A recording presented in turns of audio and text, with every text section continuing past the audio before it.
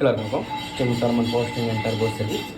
இது வந்து பார்த்திங்கன்னா அசோக் லேலண்ட் தோஸ்த், ஓகேங்களா. தோஸ்தோட டர்போ சார்ஜர். ஸோ பார்த்திங்கன்னா டெல் பிராண்டு, ஓகேங்களா.